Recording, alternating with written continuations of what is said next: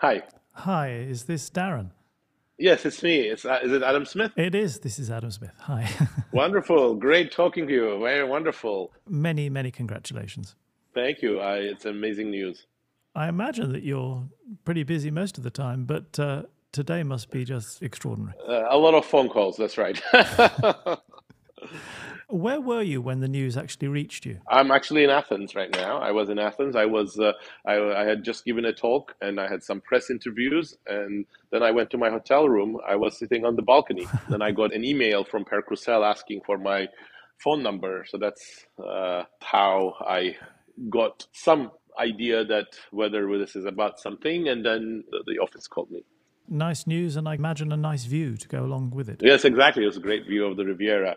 Although by the time I was talking to them, I was inside my room, concentrating. I was like, what are they going to say?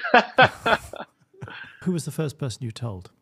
Well, actually, I couldn't tell my wife because she's asleep in Boston. I called her after the press conference, but she was still asleep. I just talked to her now. She must be happy. Yes, she's happy, delighted. Of course, people have spoken about you being awarded the prize for quite a time. So you must have thought this moment may come. You know, you never dream of such thing, or you can dream, but you never expect such things. Let's say so. It's a wonderful event. You have worked on the institutional drivers of prosperity and the differences between rich and poor nations. And that makes us stop and think about those differences. And are you amazed by just how large the difference is between the rich and poor nations? Well, I am, of course, amazed. That's why I actually started working on these topics. You know, once I started looking at the data and reading what other social scientists were already working on in the 1990s as I was finishing my dissertation at the LSE. I just got so interested in these topics because, you know, if a country is 50% richer than another one, you might say, well, perhaps that's natural. They have some resources or some other advantages, but there's nothing natural about 30, 40, 50-fold differences in income per capita in a globalized, connected world. Is there anything one can say about why some countries are trapped in poverty or seem to be trapped? Well, you know, essentially the way that, you know, in my work with Jim Robinson and with Simon Johnson, the way that I like to sort of break that down is we can try to understand that via sort of proximate causes of economic development, you know, differences in education, you know, differences in efficiency with which you use things, differences in the amount of machinery you have, and some other important factors.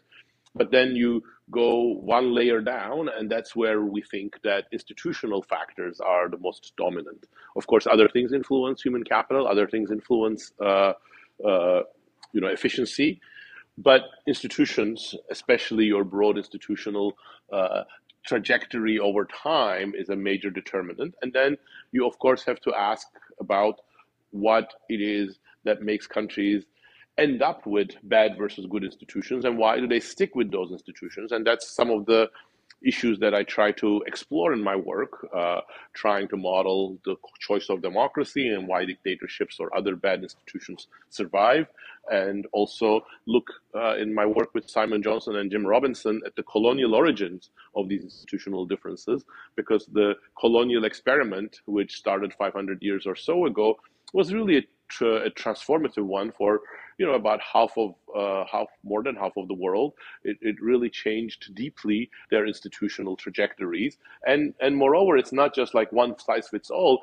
There was so much variation within the colonial world in the types of institutions that took root for a variety of reasons. And so we really wanted to understand and analyze these.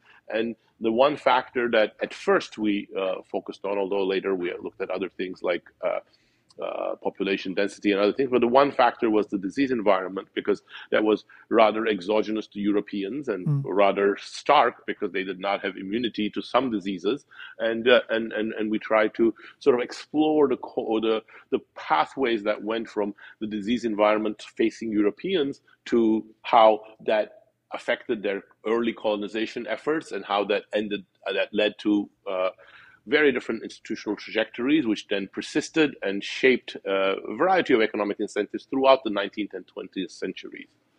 It was a natural experiment which proved to be such fruitful territory to explore, didn't it? Thank you for saying that.